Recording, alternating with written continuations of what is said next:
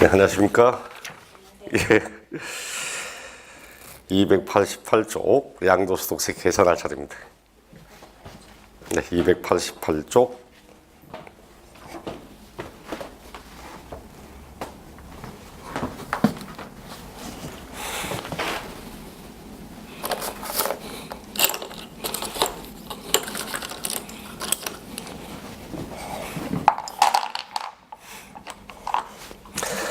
양도소득세 계산 과정 순서 내용을 보니 쭉 나오고 있죠.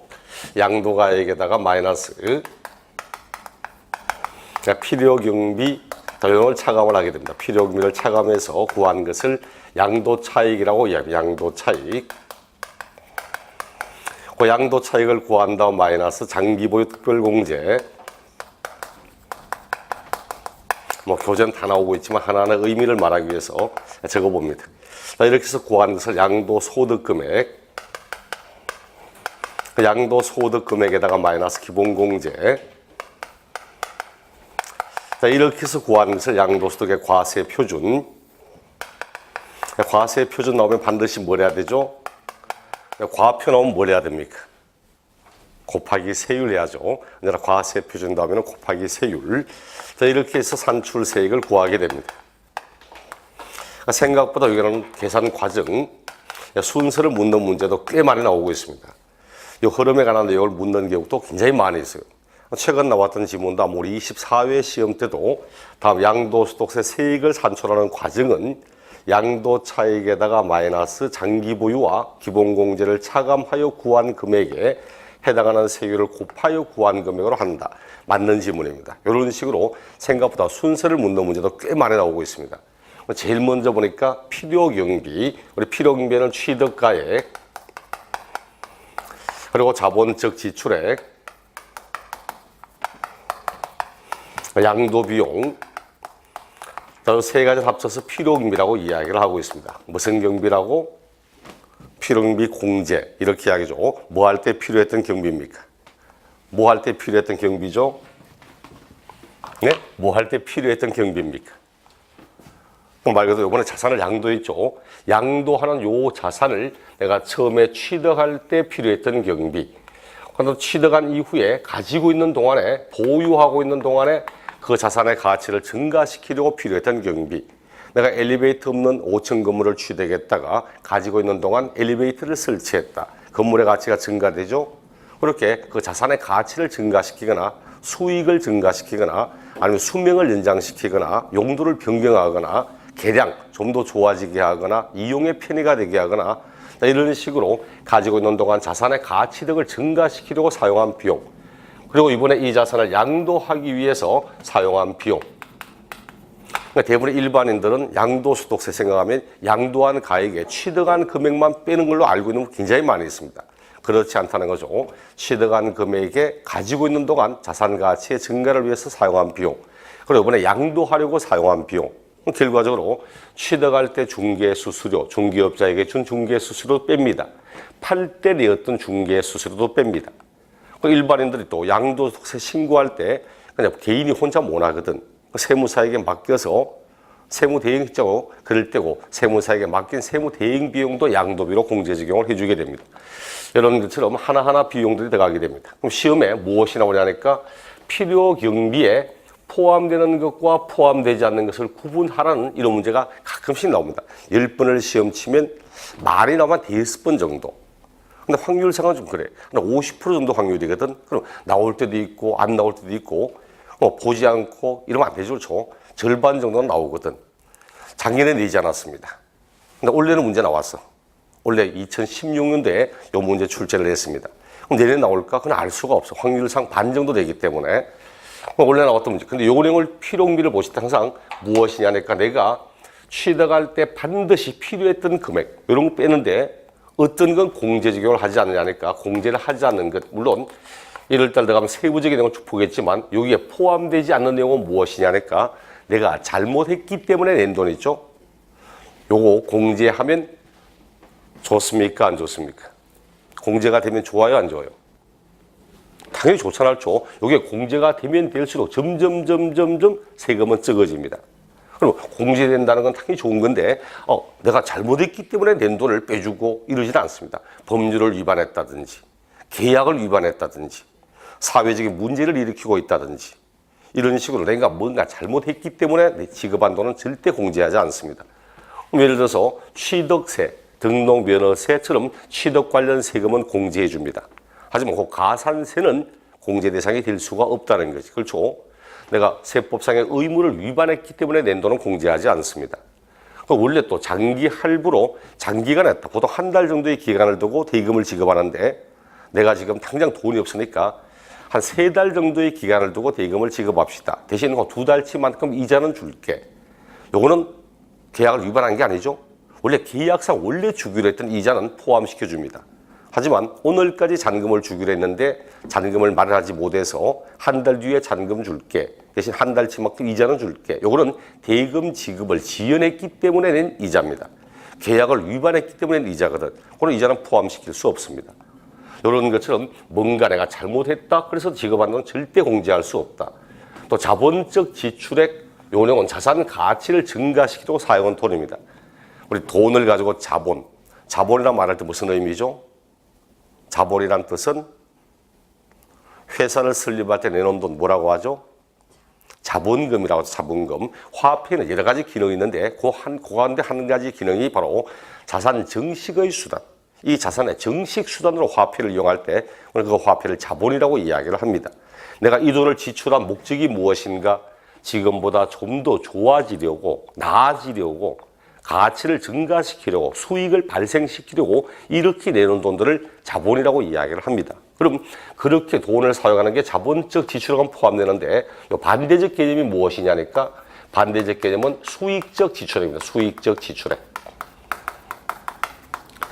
수익적 지출액은 뭐냐니까 현상 유지를 위해 사용한 비용입니다. 아파트에 칠해두었던 외벽에 있던 페인트가 너무 낡아서 새롭게 페인트 칠했다든지 보일러 고장나서 고쳤다든지 유리창 깨져서 갈아 넣었다든지 요거는 자산의 가치를 증가시키려고 사용한 비용이 아니고 있는 그대로의 원래 모습을 유지하려고 그렇게 사용한 비용이거든. 요거는 포함될 수가 없습니다.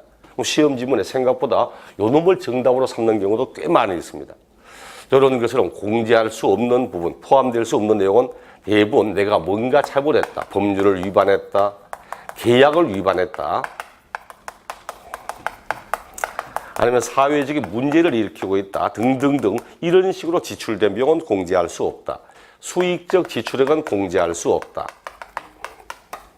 그리고 취득 관련 세금은 공제가 되지만 보유 관련 세금은 빼주지 않습니다. 우리 취득세라든지 이런 내용들은 다음에 내가 팔 때 납부했던 취득세 다 빼줍니다.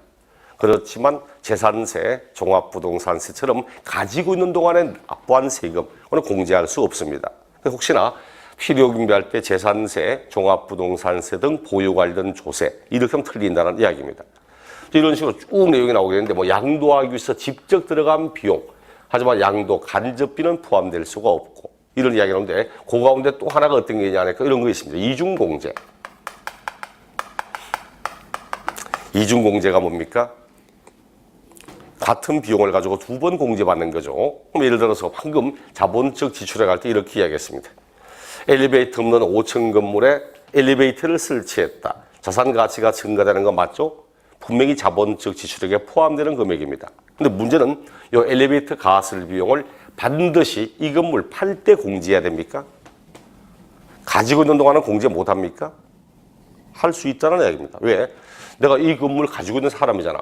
이 건물 임대하면 임대에 대한 임대소득, 종합소득세 내야 되고 사업소득에 대한 임대하면서 이렇게 말합니다. 나 원래 이 건물을 임대하여 이만큼의 소득이 발생되었다. 자, 임대하여 생긴 소득이 이만큼이 있다. 그런데 요 소득을 벌어들이기 위해서 내가 원래 사용한 비용이 있잖아. 근로소득자들도 내가 원래 받은 월급이 있지만 거기다가 마이너스, 내가 원래 가사비용, 의료비라든지 등등등 지출한 비용을 빼야 되거든. 여기도 마찬가지로 마이너스, 내가 원래 사용한 비용 가운데 엘리베이터 가설 비용, 엘리베이터 설치한 비용이 있다. 이걸 빼야 되거든. 그럼 요 금액을 가지고 있는 동안에 또는 취득한 당의 연도에 다른 소득, 양도소득이 아닌 다른 소득세 계산하면서 이미 공제받았습니다. 공제받고는 뒤에 가서 양도할 때 이 금액 또 공제하면 같은 비용 가지고 두 번 공제하는 거지. 그러면 우리 법은 어떻게 말하냐 하니까 분명히 필요경비에는 포함되는 금액은 맞지만 그 비용을 취득한 연도에 또는 가지고 있는 동안에 보유하는 기간 중에 다른 소득 금액을 계산하면서 이미 필요경비로 공제받은 금액은 양도소득세 경비에 포함될 수 없다고 이야기를 하는 겁니다. 지극히 상식적인 이야기입니다. 원래 정답이 그놈입니다. 원래 정답이. 다음 필요경비에 관한 설명으로 해당되지 않는 걸 찾아라고 해서 그렇게 해서 취득한 연도 또는 보유기간 중에 다른 소득 금액의 계산 시 필요경비로 공제된 금액에는 공제할 수 없다는 이야기입니다. 이런 것처럼 여러분이 공부하실 때 앞으로 필요경비 하면 우리 교재는 원래 보면 이럽니다. 포함되는 것과 포함되지 않는 것 두 가지 나올 겁니다. 그럴 때 포함되는 것과 포함되지 않는 것 다 기억할 필요 없습니다. 왜? 어차피 시험은 포함되는 놈만 기억을 하면 요거 말고 나머지는 포함되지 않는다든지 포함되지 않는 걸 기억하면 나머지는 포함된다고 하면 됩니다. 특히 포함되지 않는 걸 기억하는 게 월등히 쉬워. 이해하기가 참 편하거든. 왜 포함되지 않는가 충분히 알 수 있는 부분들이 쭉 나오게 될 겁니다. 그럼 앞으로 공부하실 때 포함되지 않는 쪽을 항상 신경을 써서 보시고 나머지는 포함된다 이렇게 생각하시면 됩니다. 시험 문제도 백발백중 다음 해당되지 않는 걸 찾으라고 해서 포함되지 않는 걸 포함되는 것처럼 문제를 해서 정답 삼는 것이 거의 90% 이상입니다. 그러므로 포함되지 않는 것, 자, 요 내용 중심으로 보시면 될 거고, 자, 이렇게 양도 차익을 구합니다. 문제는 양도 차익이라는 게 뭐냐니까 양도 차익은 명목소득입니다. 명목소득. 이게 명목소득이야. 우리 명목소득이 뭔지 압니까? 명목소득은 물가 상승을 고려하지 않고서 구한 소득을 명목소득이라고 이야기를 합니다. 예를 들어서 내가 1억의 부동산 취득했습니다. 취득할 때 1억에 취득했던 토지를 이번에 5억에 팔았습니다. 1억에 샀다가 5억에 팔았어. 돈 많이 벌었습니까? 안 벌었습니까? 네? 1억에 샀던 토지를 5억에 팔았어. 많이 벌었습니까? 안 벌었습니까? 많이 벌었죠. 문제는 그 1억짜리 토지를 30년 전에 샀다는 거지. 30년 전에 1억에 샀던 걸 30년간 가지고 있다가 이번에 5억에 팔았습니다. 많이 벌었습니까? 네? 아니 30년 동안 물가 상승이 5배밖에 안 오릅니까? 아니잖아요. 과거에 차비, 버스비 해봐야 뭐 얼마나. 기껏 해봐 20원, 25원밖에 안 했거든. 지금 얼마입니까? 1000몇 배가 나잖아. 그럼 몇 배가 올랐습니까? 몇 배가 올랐어? 거의 50배가 올랐습니다. 50배가. 근데 지금 지 부동산은 5배밖에 안 올라서 따지면 기회비용 치면은 손해본 겁니다, 이거. 여기에 명목소득이야. 단순히만 보면, 1억에 샀다가 5억에 팔았으니까 4억이나 남았네. 와, 떼돈 벌었네. 떼돈 번 게 아니라니, 이제. 명목적으로는 4배가, 5배가 올랐지만 실질 소득은 물가 상승을 따지면 오르지 않은 것이 돼버립니다.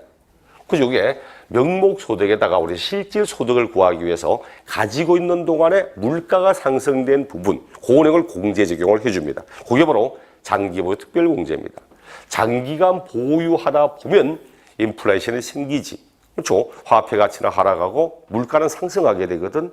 그럼 결과적으로 명목적으로 화폐가 5배다 말하지만 물가 상승하는 내용을 고려한다. 화폐 가치 떨어지잖아. 물가 상승하잖아. 그럼 결과적으로 실질 소득은 이만큼 될 수가 없거든. 이게 바로 물가 상승에 대한 공제입니다. 물가 상승 공제. 이렇게 해서 구한 것이 바로 그 사람이 양도하여서 실제로 발생된 소득의 금액입니다. 양도소득 금액은 그 사람이 자산을 양도하여 물가 상승까지를 다 생각하여서 구한 실질 소득이라는 뜻입니다. 실질 소득에다가 마이너스 기본 공제합니다. 이거는 기초 공제의 성격입니다.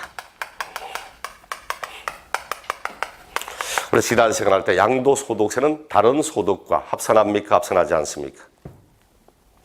양도소득은 종합소득에도 합산하지 않고 퇴직소득과도 구분하여 별도로 과세한다고 이야기했습니다. 양도소득끼리는 합산할 수 있어도 다른 소득과는 절대 합산하지 않습니다. 그럼 문제는 우리 근로소득이라든지 사업소득이라든지 종합소득세 계산할 때 연말정산 등을 할 때 근로소득자가 기초공제 있습니다. 배우자 공제 해줍니다. 자녀 공제도 해주거든. 일로자 공제, 장애자 공제, 의료비 공제, 미차가동한 학원비 공제 등등등 카드 공제, 각종 공제가 다 있습니다. 그런데 양도소득이라고 해서 기초적으로 공제하는 것이 단 하나도 없다면 소득 간의 과세 불평등 문제가 발생합니다. 그 기본공제는 양도소득에 대해서 적용해주는 일종의 기초적 공제의 성격이라고 보시면 됩니다. 그러므로 우리 뒤에 가면 기본공제는 모든 자산의 양도에 다 적용합니다. 장기보유는 부동산에 관련된 토지, 건물, 조합원, 입주권만 공제가 되는데 기본공제는 모든 자산에 대해서 다 적용을 해주게 됩니다. 그럼 기본공제는 자산을 양도할 때 마다마다 공제하겠습니까? 1월 달에 토지 팔았다 기본공제, 5월 달에 건물 팔았다 기본공제 이렇게 하겠습니까? 우리 봐요. 1월 달에 월급 받았다 배우자 공제, 2월 달에 월급 받았다 배우자 공제, 월급 받을 때마다 매달마다 배우자 공제 해줍니까? 자녀공제도? 아니거든. 연말 정산할 때 딱 1년에 한 번밖에 공제 안 해줍니다. 이것도 마찬가지야. 기본공제도 자산의 양도시마다 공제하는 것이 아니고 1년에 얼마 이렇게 공제 적용을 하게 됩니다.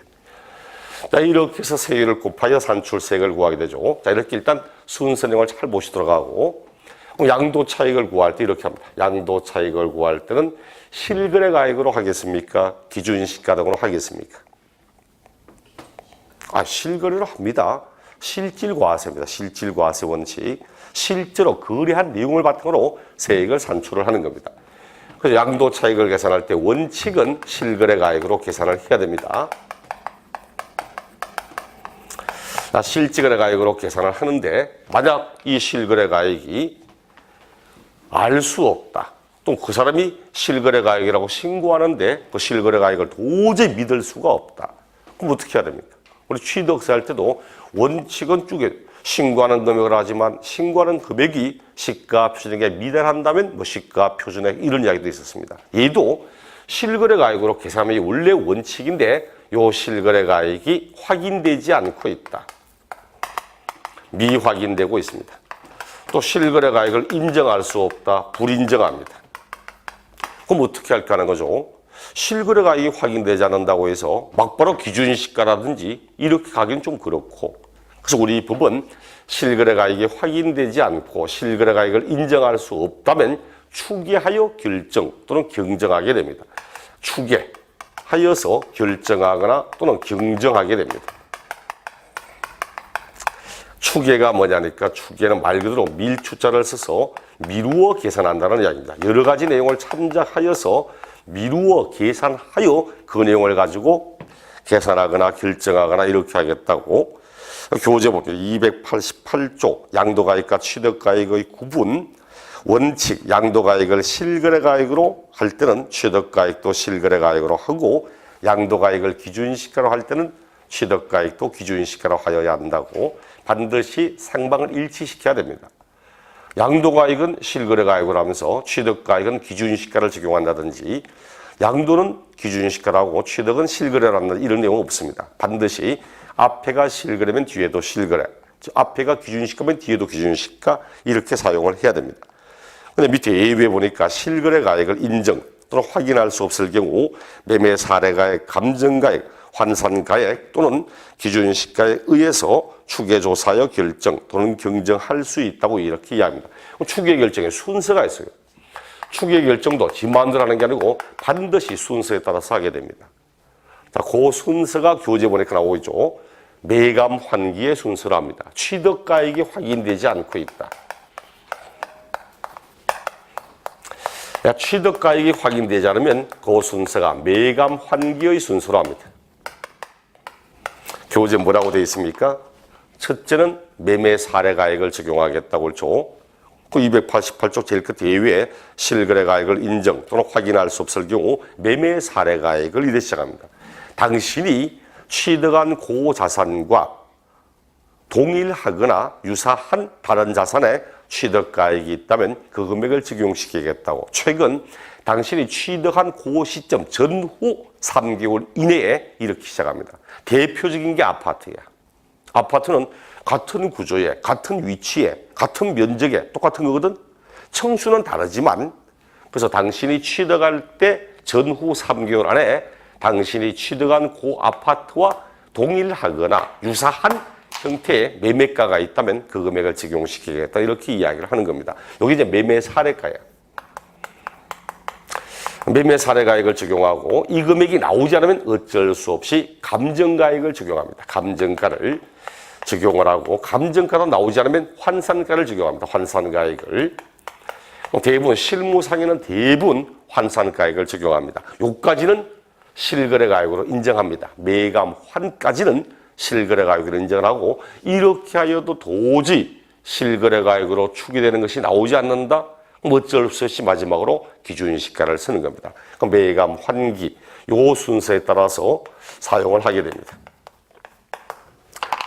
요것만 가지고 요 놈만 가지고도 한 문제를 낸 적도 있습니다. 그것도 과거도 아니고 최근 20일인가 그 정도에 다음 추계 결정의 순서가 올바르게 된 걸 찾아보라고 박스 안에다가 4가지를 적어놓고 기역, 니은, 디귿, 리을 적고 순서 찾는 문제 이런 내용 나오게 되어 있습니다. 18회 시험 때도 이 순서를 뒤바꿔 놓고 틀린 것으로 정답 삼았습니다. 작년 문제도 이 내용이었습니다. 작년도. 그래서 요 내용을 쭉 보니까 이렇게 그럼 양도가액이 확인되지 않는다. 양도가액이 확인되지 않으면 매감기를 씁니다. 환산가액을 쓰지 않고 매감기를 씁니다. 매매 사례가액, 감정가액 또는 기준시가 요 순서로 하고 있습니다. 그러니까 교재 원칙 보세요. 뭐라고 하는지. 원칙 보니까 양도가액을 실거래가액으로 괄호 매매 사례가, 감정가 두 개밖에 없죠. 환산가가 없잖아. 양도가액을 할 때는 환산가를 사용하지 않습니다. 취득가액도 실거래가액 할 때는 매매가액, 감정가, 환산가가 나오고 있죠. 그렇죠? 그 환산가는 어디 할 때만 취득가액이 확인되지 않고 할 때 쓰는 거지 양도가액이 확인되지 않고 이럴 때는 사용하지 않습니다. 특히 밑에 A에 보니까 실거래가액을 인정 또는 확인할 수 없을 경우 매매사례가, 감정가, 환산가 해놓고 환산가 뒤에는 괄호 취득가액에만 적용한다고 이야기를 합니다. 여기 문제 합니까? 작년 26회 시험 때 이렇게 나왔어. 야, 취득가액이 확인되지 아니할 때는 환산가액은 적용하지 아니한다. 틀린 것으로 정답이었습니다. 환산가가 적용되지 않는 것은 양도가액이 확인되지 않을 때 환산가를 적용하지 않는 거지 취득가액이 확인되지 않을 때는 환산가를 적용합니다. 환산가가 뭐냐니까 그 당시 기준시가를 보면 그 당시 실거래가가 얼마일 거다 하는 환산하는 공식 따로 있습니다. 공식까지 외우고 이럴 필요는 없지만 이렇게 해서 이제 구하게 됩니다. 여기는 추계 결정의 순서 이것도 반드시 꼭 보셔야 될 내용이고 자 이렇게 해서 원래 추계하는데 그럼 원래 실거래가액으로 계산할 때 방금 앞에 있듯이 필요경비 실지거래가액으로 한다면 양도가액은 실제로 주고받은 금액을 적으면 될 거고 단 취득가액에는 이제 필요경비에는 실거래가액으로 한다면 포함시켜야 할 금액과 포함시키지 않아야 될 금액 그런 것이 있다. 포함시키지 않아야 될 금액을 기억하라고 말씀드렸고 그렇게 한다면 장기보유 특별공제를 하게 됩니다. 장기보유 특별공제 말 그대로 장기간 보유했기 때문에 장기간 보유했다고 공제하는 겁니다. 그럼 적어도 몇 년 보유해야 되겠습니까? 적어도 몇 년을 보유해야만 장기간 보유했다 이런 말 합니까? 몇 년요? 10년. 어이구 10년이면 강산이 변하는데 그 장기보유는 3년 이상 보유한 것을 의미하는 뜻입니다. 우리 교재도 이렇게 굳이 교재 안 봐도 장기 보유는 하면은 공제하는 대상이 무엇이냐니까 모든 대상에 대해서 다 적용하지는 않습니다. 적용 대상이 뭐냐니까 토지, 건물, 그리고 조합원 입주권. 자, 여기에 대해서 공제 적용을 합니다. 여기에 대해서 교재 몇 쪽에 있습니까? 네, 292쪽에 292쪽 장기보유 특별공제라고 있습니다. 장기보유 특별공제. 장기보유 특별공제는 공제 대상이 무엇이냐니까 토지, 건물로서 양가로 이번 보니까 토지, 건물로서 3년 이상 보유한 것과 조합원 입주권 자, 거기에 대해서 공제 적용을 한다고. 자, 여기 7번 봅니다. 토지, 건물. 원래는 부동산의 소유권입니다. 부동산의 소유권을 팔 때만 공제 적용을 했지 지상권, 전세권, 등기된 부동산 임차권, 부동산을 취득할 수 있는 권리, 기타 자산, 유가증권 이런 전혀 공제 대상이 아니었습니다. 근데 2014년도 들어와서 조합원 입주권을 공제 대상에 포함을 했습니다. 조합원 입주권을. 조합원 입주권이 부동산입니까? 조합원 입주권 부동산입니까? 아니잖아요. 이건 부동산을 취득할 수 있는 권리지 부동산이 아닙니다. 그런데 문제가 많은 게 사람들이 반발이 많아요. 이렇거든. 내가 부동산을 취득했다. 쭉 가지고 있는 동안 다음에 관리처분 계획이 되면서 재개발, 재건축 사업 들어갔습니다.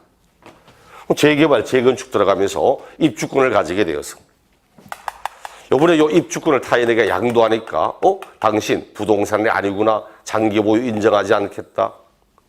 사람들이 어떤 말 하냐니까. 그럼 왜 부동산으로 보유하였던 이 기간은 왜 인정하지 않냐고. 특히 예를 들어 뭐 재개발 같은 경우도 나는 반대하는 사람이야. 예를 들어서 나 반대하는데 문제는 100% 찬성해야만 재개발이 되고 이런 거 아니잖아요. 일정 비율 이상만 찬성하면 재건축 재개발이 되거든. 나는 반대했는데 어쩔 수 없이 강제적으로 이루어진 건데 나 억울하다는 이야기도 하기도 하고. 그렇게 해서 지금은 요겁니다. 칠판 보시면 조합원 입주권은 반드시 부동산으로 보유하였던 요 기간에 대한 보유만 공제가 되지 그 이후 요 사이에 있던 기간에 대한 공제는 인정되지 않습니다. 그 조합원 입주권 요거 개정되고 난 뒤에 바로 그해 연도 시험 문제 나오면서 토지와 건물에 한해서만 적용이 된다. 틀렸다. 정답. 원래 조합원 입주권이 새로 신설되었다. 뭐 이런 내용 나오기도 한 적이 있습니다. 그럼 몇 년 보유해야 된답니까? 보유기간 몇 년 보유해야 된대요? 적어도 3년 이상은 보유해야 된다고. 3년 이상은 보유를 해야 됩니다. 그래 토지 건물 그리고 3년 이상 보유하더라도 단 미등기는 공제 배제합니다. 미등기는 공제 적용을 하지 않습니다. 올해 개정된 게 하나 있어. 이제 올해가 다 끝나가고 있지만 올해 개정된 게 뭐냐니까 작년까지만 해도 이랬습니다. 작년까지만 해도 미등기와 비사업용 토지 요것도 공제 배제했습니다. 근데 올해부터 2016년부터 비사업용 토지에 대해서는 공제 인정하고 있습니다. 그렇기 때문에 앞으로 장기부 특별공제 그리고 기본공제도 공제 배제하는 게 딱 미등기 하나밖에 없습니다. 그러므로 장기부 특별공제를 하든 기본공제를 하든 다른 요건이 다 갖췄다 하더라도 공제가 배제되는 것이 있다면 오직 미등기 딱 하나밖에 없다는 거. 특히 올해 개정됐는데 올해 시험에 요거 나오지 않았거든. 그럼 내년 시험이라도 나올 확률 굉장히 많습니다. 왜? 중요한 내용이 신설되거나 중요한 내용이 개정되거나 중요한 내용이 폐지되거나 하면 거의 시험에 반영을 한다고 보시면 됩니다. 그럼 이게 요거 문제 될 때 이렇게 합니다. 장기부의 특별공제는 미등기로 자산을 양도한 것과 비사업용 토지에 대해서는 공제 적용을 배제한다. 이래 끌고 가지 않도록. 이제는 오직 공제 배제는 미등기 딱 하나밖에 없습니다. 그럼 공제를 얼마 주냐고? 공제액 얼마 공제하는가 하면 이렇게 합니다. 양도 차익에다가 곱하기 해당하는 공제율. 야, 당신이 이 자산을 팔아 요만큼의 명목소득이 나왔네. 자, 명목소득이 나왔네. 그 명목소득이다. 그럼 거기다가 물가상승만큼의 공제를 해주겠다고 합니다. 근데 이 공제율이 우리 교재축문제 293쪽에 공제율이 쭉 나오고 있죠. 근데 공제율을 외우는 게 아니거든. 공제를 어떻게 하냐니까 통계청에서 매년마다 올해 2016년도 물가가 몇 프로가 상승되었다. 매년마다 발표합니다. 근데 평균적으로 대한민국의 물가 상승률이 얼마나니까 평균 3% 정도 상승됩니다. 실제로 3% 넘었으면 물가가 상당히 많이 오른 겁니다. 보통은 뭐 2.6%, 2.7%, 2.8% 이 정도고 작년 2015년도는 꽤 많이 올랐습니다. 3.3%인가 3.4% 올랐습니다. 우리가 알게 모르게 작년에 물가가 상당히 많이 올라서. 근데 보통 3% 잡습니다. 그럼 물가 상승률이 3% 정도 매년 3% 상승하고 있다.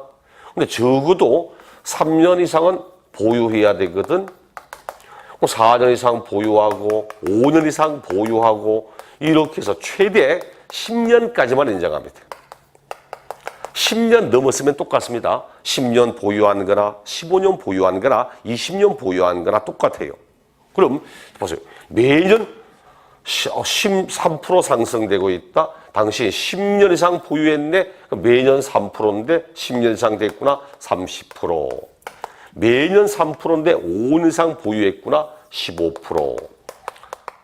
12%. 이게 바로 공제율입니다. 그 여러분이 옆에 공제율을 외우는 게 아닙니다. 뭘 외우냐니까 물가 상승률을 3%로 잡고 있다. 요것만 알면 나머지는 9구단 가운데 3단이거든.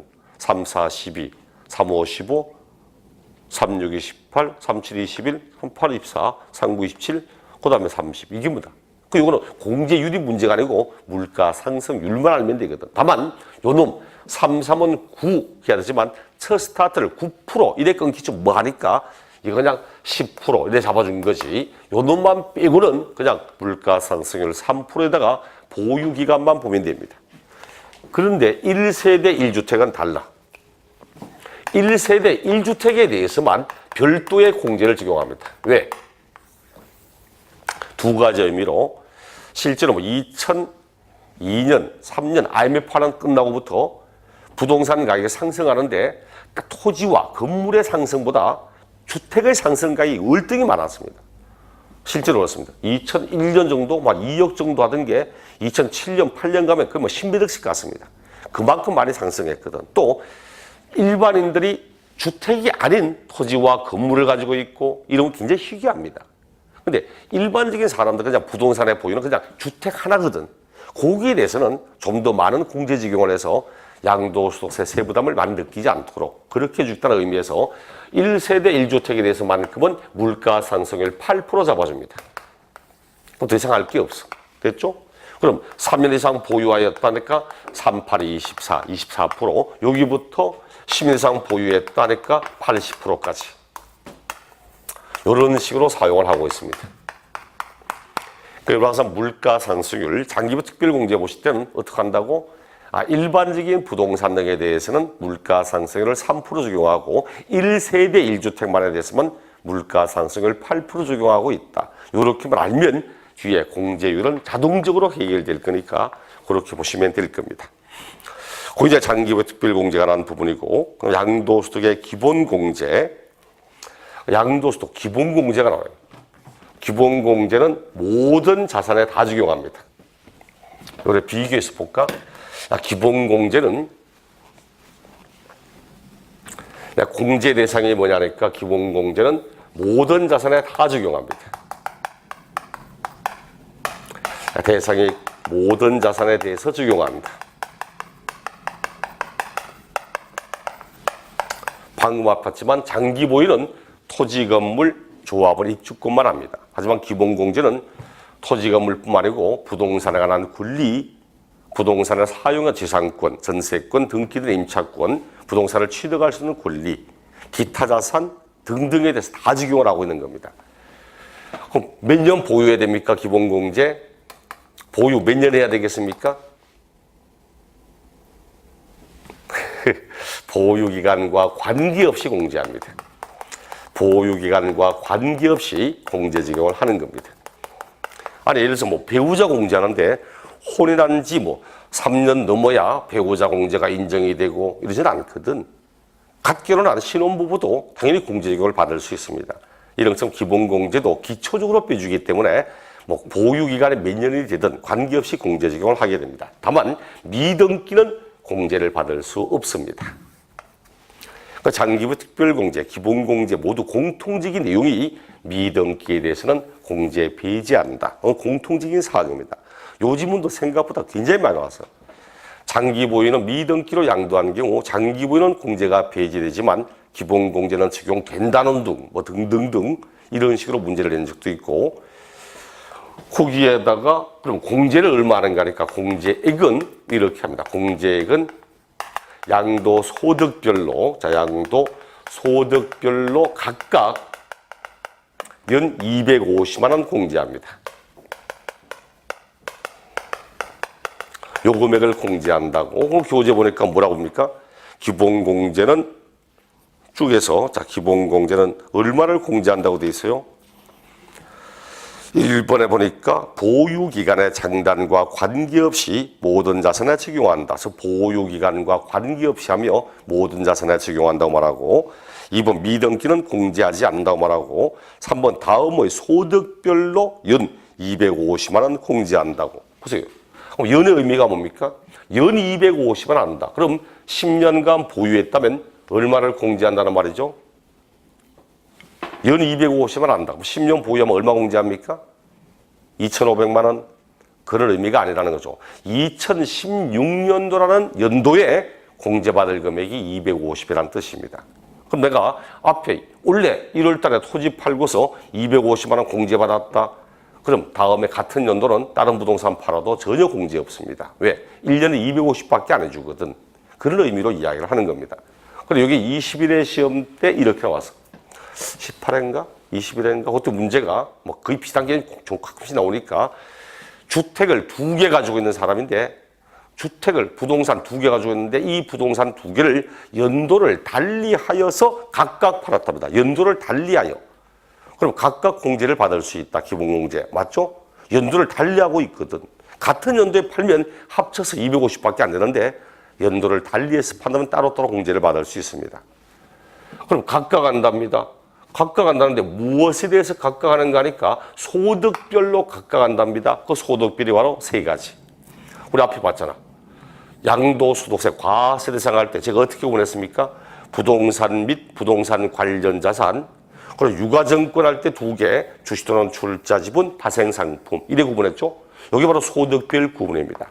토지, 건물, 부동산 권리와 기타 자산 여기에 대해서 1년에 250만 원, 주식 또는 출자 지분 여기에 대해서 1년에 250만 원, 파생상품 여기에 대하여 1년에 250만 원 이렇게 각각에 대해서 연 250만 원씩 공제받을 수 있다. 이렇게 이야기를 하는 겁니다.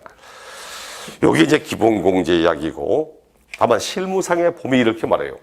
기본공제는 공유자산이다. 공유자산일 때는 어떻게 공제합니까?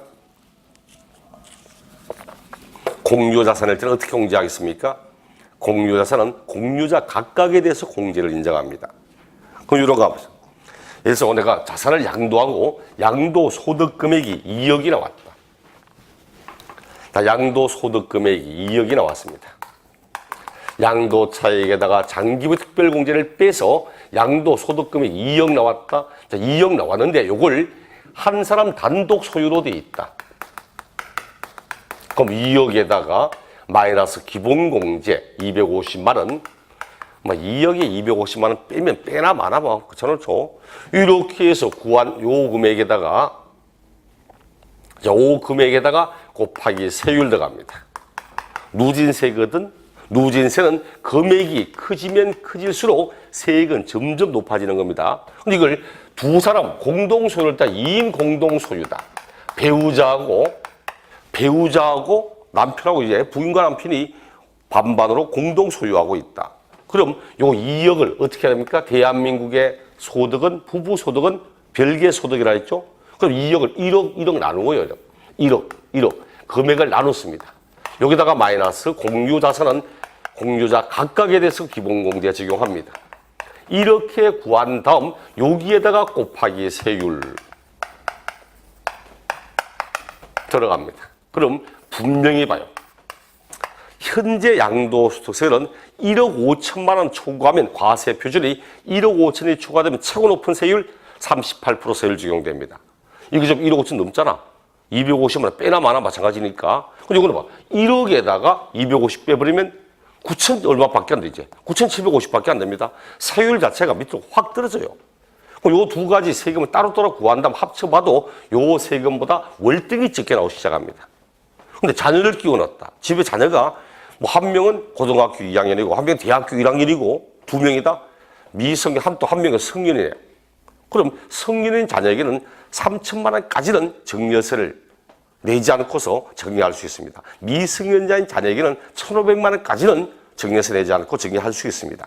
이 집을 살 때 처음부터 아저씨 얼마, 아주머니 얼마, 그럼 애한테 3천만 원 딱만큼의 지분, 그럼 마지막 막내한테 1,500만큼의 지분 이렇게 해서 나누었다. 그럼 2억에다가 요걸 금액을 쭉 나누어서 1억이 아니고 이제 얼마입니까? 9천.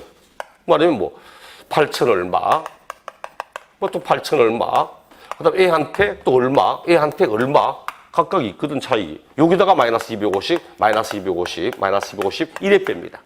그럼 세금은 훨씬 더 떨어져. 요 금액과 요 금액 차이 있죠? 한 사람과 네 사람 차이가 세금 차이가 얼마나 좋아합니까? 이 세금이 2,100만 원 차이입니다. 그 앞으로 여러분이 집을 살 때 그냥 간단하게 하려면 부부의 공동 소유 이렇게 하는 거고 자녀가 어린 자녀가 있다. 뭐 지금 자녀가 뭐 28, 29 곧 장가 가야 되고 이건 좀 문제가 있지만 그게 아니라면 자녀까지 끼워서 4인 공동 소유 이런 식으로 하면 다음에 팔았을 때 양도소득세 월등히 줄기 시작합니다. 기본적인 사실이기 때문에 이거는 기본 내용들입니다. 혼자 이름으로서 또 이 집이 예를 들어 뭐 집을 6억짜리 혼자 6억짜리 샀다. 현재 뭐 7억, 9억 좀 가고 있다. 종합부동산세 내야 돼. 종합부동산 6억이 추가되면 종부세를 내잖아. 근데 공동 소유가 되면 금액을 나누어서 각각 합쳐 6억인가 보거든. 그럼 종부세 대상 아니거든. 이런 좀 공동 소유라면 종합부동산세도 웬만하면 피합니다. 그리고 기준시가 기준이기 때문에 한 14억, 15억 정도가 돼도 종합부동산세 부부 공동소유면 안 돼요. 그냥 한 10억만 가도 한 사람 이름 돼 있으면 종합부동산을 내는 겁니다. 그런 것처럼 반드시 부부의 공동소유 이런 식으로 하는 게 훨씬 낫다는 거죠. 이렇게 해서 과표를 구한 다음 여기다가 곱하기 세율 들어갑니다. 세율 보니까 뭐 294쪽에 양도소득 금액 계산 특례 배우자 직계 좀비 수간의 이월과세라든지 부당 행위에 관한 부분이라든지 이것도 시험에는 상당히 자주 나오고 있습니다. 그리고 이제 좀 더 깊이 있게 내용을 봐야 되기 때문에 지금은 뭐 놔두고 1월달 넘어가서 내용을 볼 거고 여기 이제 17회, 16회까지는 단 한 번도 시험 나오지 않다가 요 두 가지가 17회 시험 때 처음 등장했습니다. 처음 등장한 다음 17, 18, 19, 20, 21, 2, 3, 4 계속 거의 뭐 10년 가까이 단 한 번도 빠지지 않고 계속 출제가 됐던 것이 양도소득 금액 계산 특례였습니다. 근데 올해는 빠졌더라고. 올해는 빠졌는데 그럼 올해 빠졌다고 해서 앞으로 또 빠지겠다 아니고 얘는 올해 빠졌다 하더라도 내년에라도 또 새롭게 나올 수 있는 부분이기 때문에 반드시 꼭 알아야 되는 부분입니다. 좀 이제 깊이 있게 좀 이해하고 보셔야 될 부분이고 간략하게 지금은 뭐 전체적인 개념을 잡는 시간이니까 세율을 봐요. 요거 원래 문제 나왔거든. 참 쉬운 문제였습니다. 원래 나온 문제 중에 제일 쉬웠던 문제가 요거하고 가산세였거든. 세율 참 쉽습니다. 토지, 건물, 부동산에 관한 권리, 토지와 건물, 부동산에 관한 권리. 우리 부동산에 관한 권리 뭐뭐 있습니까? 부동산에 관한 권리 뭐뭐 있죠? 비웠잖아. 지상권, 전세권, 등기된 부동산 임차권, 부동산을 취득할 수 있는 권리 이런 겁니다. 얘들은 미등기로 팔았다. 미등기로 팔면 70% 세율입니다. 진짜 세율 높죠? 미등기는 70%나 받아요. 70%에다가 또 지방소득세 10% 정도 받거든. 그럼 77%. 인지세 내야 되거든. 이런 식으로 하면 거의 80% 이상의 돈을 내는 겁니다. 중개 수수료 내야지. 팔면 뭐합니까? 내가 팔아가지고 한 1억 정도 차익이 생겼는데 1억에 80% 이상이 날아가 버리면 내 손에 쥐는 거 2천만 원 밖에 없는데 자산은 날아가고 없고 손에 쥔 현금은 거의 없고 그럼 차라리 안 팔고 버티는 게 편하지 그렇죠? 뭐 이런 게 그만큼 미등기에 대해서 엄청난 불이익을 주는 겁니다. 미등기로 팔면 장기 보유 없고 기본공제 없고 세율도 가장 높고 미등기로 팔면 비과세 대상이라도 비과세 안 해줍니다. 미등기는 감면 대상이라도 감면 안 해줍니다. 그래서 미등기 불이익이 많았고 뒤에 가면 나옵니다. 미등기에 양도하면 어떤 불이익이 있는지 과거에 그런 내용도 시험에서 가끔씩 냈던 내용들입니다. 미등기는 70%, 등기되었다. 등기는 되었지만 보유 기간에 따라서 그 보유가 1년 미만밖에 보유하지 않았다. 그때는 50% 세율을 적용합니다. 1년 이상은 보유가 되었는데 2년 미만 보유한 거다. 그때는 40% 세율을 사용합니다. 2년 이상 되었다. 그럼 그때부터 이제 누진세 6%에서 38% 이렇게 누진세율을 사용하고 있습니다. 근데 원래 시험 보니까 뭐 1년 미만 해놓고는 40%. 또 뭐 1년에서 2년 해놓고 또 뭐 다른 거 적어놓고 이런 식으로 뭐 틀린 질문 좀 많이 냈습니다. 근데 요 똑같은 토지 건물에 관한 내용인데 주택은 틀려. 2번 주택. 다주택을 포함해서 다주택을 포함하고 입주권, 주택에 대한 세율은 별도 세율이 따로 있습니다. 교재를 보아도 우리 295쪽에 1번 토지 건물 부동산 권리는 미등기 70, 등기 양도자산하면 1년 미만, 1년에서 2년, 2년 이상 보유. 근데 주택과 조합원 입주권 보니까 미등기는 세율 똑같죠? 미등기는 70% 같은데 그 다음 등기된 내용이 틀립니다. 등기된 것이. 등기가 되었다. 1년 미만 얼마라고 되어 있습니까? 1년 미만 얼마 되어 있어요? 50%인데 잘 미스테이크입니다. 1년 미만 40%입니다. 여기서 1년 미만에도 40%밖에 안 해. 일반적인 부동산은 1년 미만이면 50% 세율인데 주택은 1년 미만이면 40%밖에 하지 않습니다. 고쳐서 수정합시다. 50%가 아니고 40%입니다. 40%고 또 1년 이상 되었다. 1년 이상만 돼도 누진세 들어갑니다. 6%에서 38% 누진세율 들어갑니다. 앞에 다른 부동산은 1년 이상 되었다 해도 2년 미만의 보유라면 40%입니다. 근데 주택은 1년 이상만 가지고 있다가 팔아도 누진세율을 적용하고 있습니다.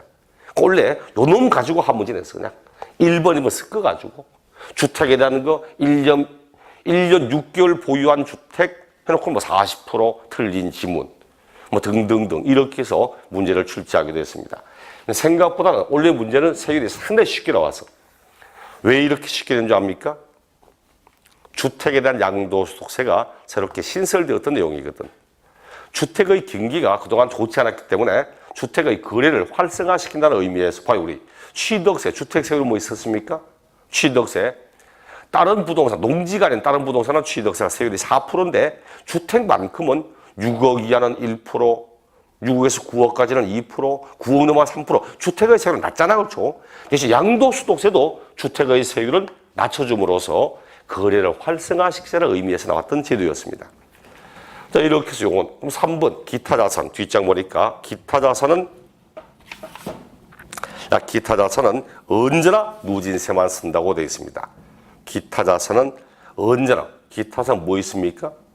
네 가지가 있지만 다 기억하지 못하면 제가 영업권, 회원권 그거라도 기억하자고 했죠. 영업권, 회원권. 그런 점 사업용 고정자산과 함께 양도하는 영업권 그리고 특정 시설물 이용 회원권 기타 자산은 언제나 누진세만 씁니다. 보유기간과 아무 관계없이 누진세만 사용하고 있습니다. 그러므로 이런 내용을 문제 낼 때는 사업용 고정자산과 함께 양도하는 영업권을 1년 6개월 보유하고 양도한 경우 40% 이런 식으로만 틀린다는 거지. 그러니까 영업권, 회원권에 딱 세율 보이면 뭐라고 말하든 무조건 누진세만 쓴다고 생각하시면 됩니다. 대신 밑에 주식 또는 출자 지분이라든지 파생상품 이런 내용은 전혀 볼 필요가 없습니다. 이런 내용은 세율 물을 일도 없고 언제나 묻는 건 부동산에 관련된 내용들을 묻지. 그다음 세율 적용 시 보유기간 원래 보세요. 보유기간 여기 1년 미만 보유하였다 등 장기 보유도 장기 보유하였다. 이때 보유는 모두 취득일부터 양도일까지를 의미하는 뜻입니다. 그런데 세율 적용할 때는 다만 다음의 경우는 각각 정하는 날로 한다. 기억, 상속받은 자산, 그 기억 별표. 상속받은 자산은 돌아가신 분이 당해 자산을 취득한 날부터 기산한답니다. 돌아가신 분이 취득한 날부터 이렇게요. 갑이 취득했습니다.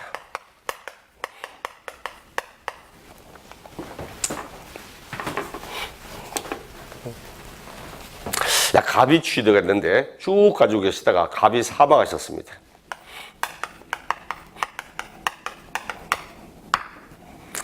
친구 어른들 돌아가시면 차근데 저도 뭐 아직은 어른들 두 분 계시지만 서울 올라오는 중에 기차 안에서 또 이제 부고장을 받았습니다. 친구 어른 돌아가셨다고 답답합니다. 제가 오늘 내려갈 일도 없고 내일도 내려갈 일이 없는데 그렇다고 친한 친구인데 그냥 달랑 뭐 남한테 부탁해서 부주만 보내기도 참 그렇고 꼭 지방에 있을 때는 안 돌아가시고 꼭 올라올 때 꼭 돌아가시긴 몰라. 저번 같은 경우는 제가 대구 출발해가지고 부산 출발하고 하다가 대전쯤 오는데 지금 어른 돌아가셨다고 딱 보고 왔게 대전에 내려가지고 다시 대구까지 가가지고 문상하고 또 새로 올라왔습니다.